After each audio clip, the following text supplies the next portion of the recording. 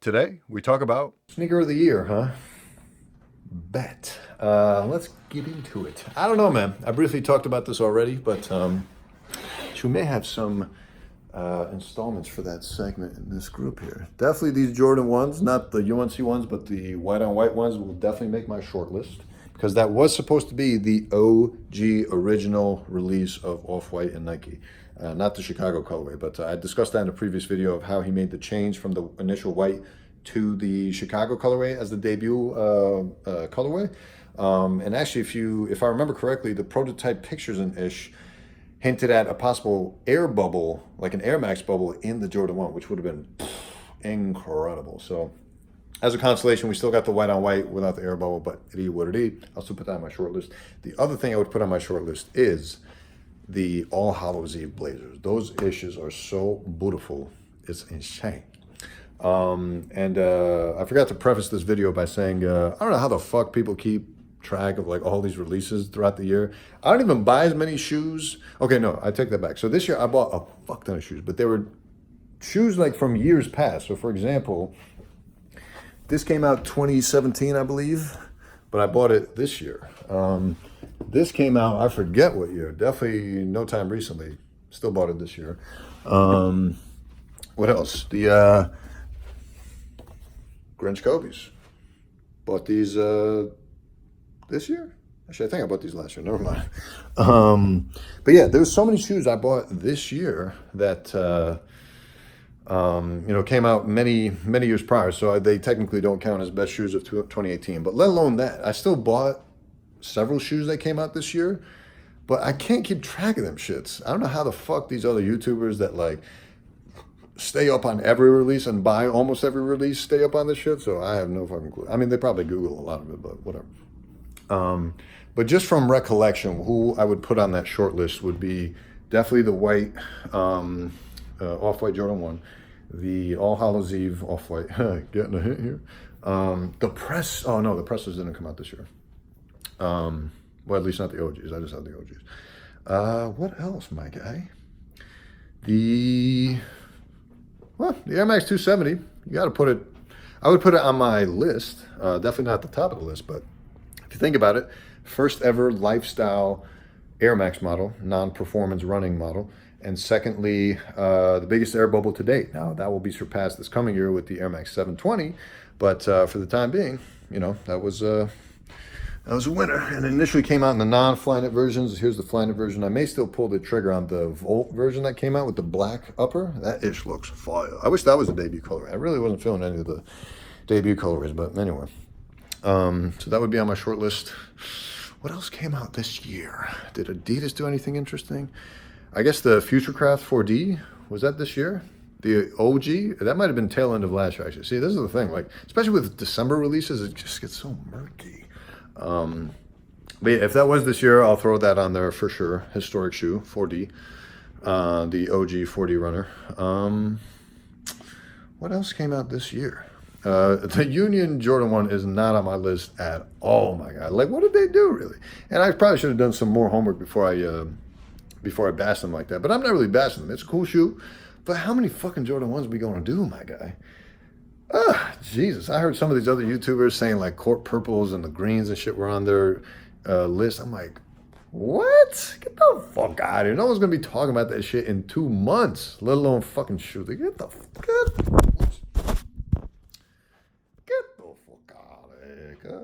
here. Let's see. But yeah, I mean, not that I'm hating on the Union Jordan. I just am shocked. It's getting so much fucking hype around it, my guy. I mean, I understand from an LA perspective, if you're a Los Angeles guy and you're going for that storm blue pair, which I guess is, from what I had heard, a lot more specific to LA. The Union Boutique, I don't have a lot of experience with or a lot of ties to or a lot of connection to because I barely have heard of them. So no hate on them at all. And if you're about that shoe and you love that shoe, hey, I'm on team you. But for team me, it's not on my list. I'm sorry. To me, it just comes across as like just another Off-White influenced project. They're just like, deconstructed, stitching, blah, blah, blah, blah. But other than that, like, it's just like, to me, it just came across as like a glorified top 3, Jordan 1. Which, I wasn't a huge fan of that either, but it is what it is. Now, not that that's a bad shoe either. I've seen a lot of people rock it and rock it well, but again, not for me. Let's see, what else came out this year? Did Adidas do anything else interesting? The DBZ pack really fell short, just like everyone else says.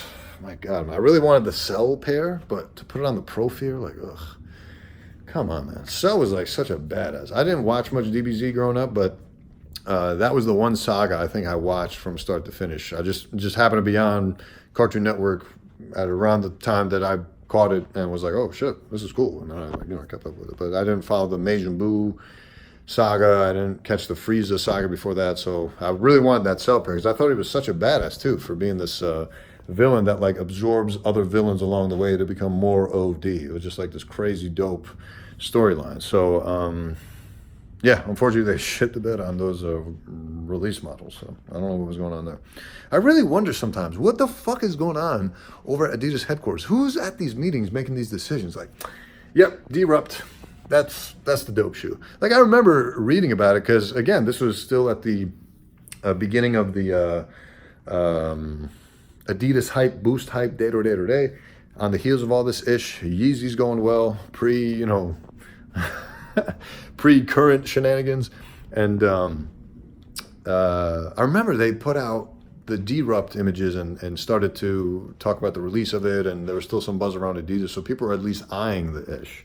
And I remember reading about it, and in the interview or one of the insider looks at the shoe, they mentioned how like when they were designing it, one of the things that inspired them / one of the things they were keeping in mind in the design process was that this shoe would be perfect for Instagram photos. Bruh. What kind of fucking bullshit reason is that to put out a shoe design? Come on, man. The minute I heard that was kind of a red flag. I was like, nah. Young Ones, I made a long rant about this with the Young One model. Just fell short for me. Like, just release the Falcon.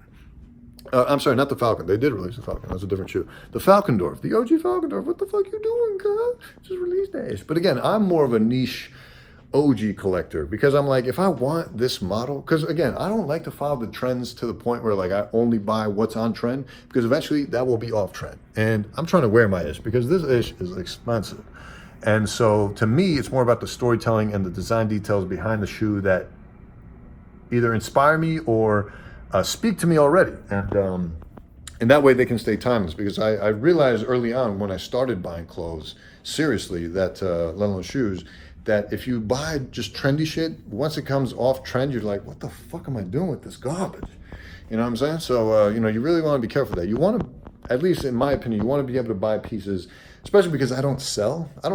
Now, if you're one of these guys that like buys the hype shit and then sells it and then moves on to the next thing, do you, boo-boo. But for me, I've never sold a shit. So for me, it's more important that I buy something that I know I'm going to wear once the hype dies down. So that's why I try to focus on true to form retros, because if they're bringing back a retro, it means it's cycling back in. So it still has relevance and it's showing its timelessness. So for that reason, I would definitely be interested in those kinds of things, especially because when I want to dress as if I'm like, how some people go to an 80s party or like, even in the streets, they have more of like an 80s vibe or a 90s vibe to their outfits. Right now, 90s vibe is super in the mainstream right now. So you're seeing a lot of neons and, color blocking and blah, blah, blah, blah. But eventually that's going to go away. Remember a couple years back, it was like the Fear of God, monotone, Yeezy, draped,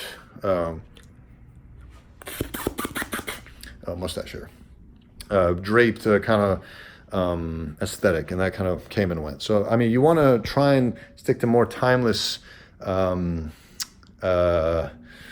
at least I try to stick to more timeless looks because, for example, if I want to rock a 90s-ish or 80s-ish looking look, I want to pick out a pair of sneakers that has that same aesthetic that hasn't been modernized for today. It's still that 80s shoe or that 90s shoe. That's what I'm looking for.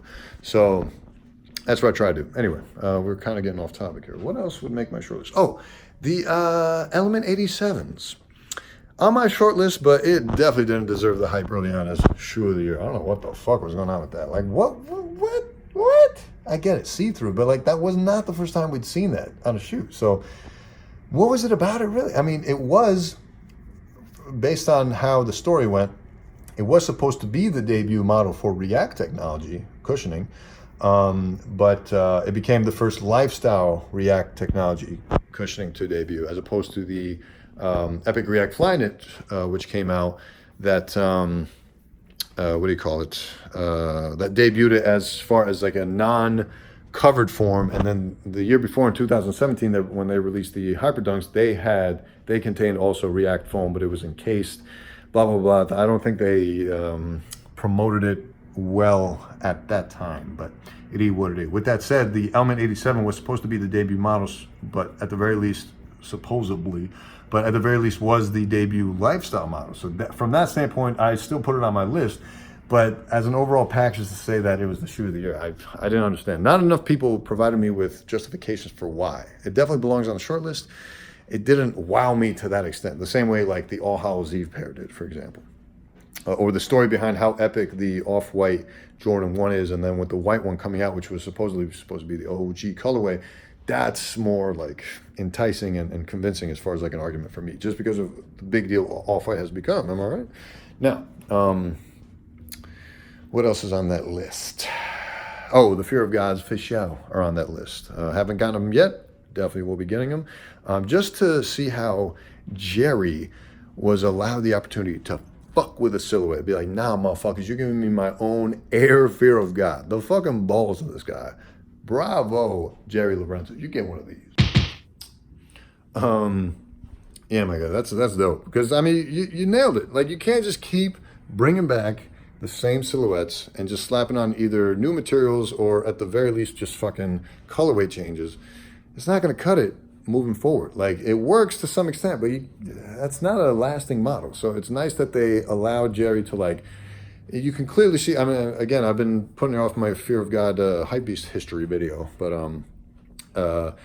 one of the things is, like, you can clearly see the influence from his initial sneaker offering, military sneaker offering that he custom made in Italy, and bringing that influence over, and you can clearly see the influence of that model to the Air Fear of God model, and it's a performance model. It's like, bruh. So yeah, for all those reasons, and just based on the history of Fear of God alone, very historic sneaker, definitely on the short list, if not number one, to be honest with you. And nothing else really comes to mind. There was obviously a ton of Jordan releases. Let's see, the Jordan, I think the Jordan 14 Last Shots came out this year, so I would definitely put that on the short list. Classic. Black Cement 3s, a lot of people had them lower on my list than I thought, because I remember the years leading up to that Black Cement 3 release, it was talked about as like the grailest of grails. And then it just kind of came and went, you know? But that is such a badass fucking sneaker, my guy. Badass fucking sneaker. So it definitely belongs very high on that list. I would probably put it top 3, to be honest with you. Along the same lines, Concord Jordan 11s. I'm about it. Definitely on my list. And then, any other Jordans I copped this year? 4, 5, 6, 7, 8, 9, 10. I don't think though. Did the Bread 13s come out this year? I wouldn't put them on my short list. They're not my favorite Jordan model, but it is what it is. Still historic, obviously. So if there's room on the list, I'm going to put it on there. Did any dope Ultra Boosts come out this year? I don't recall. Again, there was just so many things I copped this year. I can't remember which ones were from this year and years past. But again, this is probably more helpful because I'm just trying to think of what things left such an impact on me that I can remember them now. So that may be it, to be honest with you. So I may just cut it. Oh, did an acronym come up with something this year? Was it the Vapor Max? Yeah, I would definitely put that Johnny Mayer, Johnny's Icy Passage, Vapor Max 2 Mach on there. Very nice sneaker. That may be it, folks. Let's just cut it there anyway. This was going kind of long. So, yeah, hope you enjoyed it. Yeah, we'll catch you on the next one. I think moving forward, it'll be a lot easier for me to make these videos. Oh, do not forget the New Balance 997s by Ronnie Feig in collaboration with the United Arrows. Oof. Made a dedicated video on that. Definitely peep that. But yeah, that was historic, my guy. That was historic. Oh God, I know I'm leaving out some major release, but I don't go, book. We can always make another video. But again, what I was trying to say is moving forward, these videos will be a lot easier as far as like end of year top, videos because I think I'm officially caught up on sneakers as far as like year prior releases that I've been trying to hunt down. I think I'm pretty much caught up. So moving forward, I'm only buying new models essentially, or like really standout retros, or new colorways of retros I own, because you know that's just it is what it is.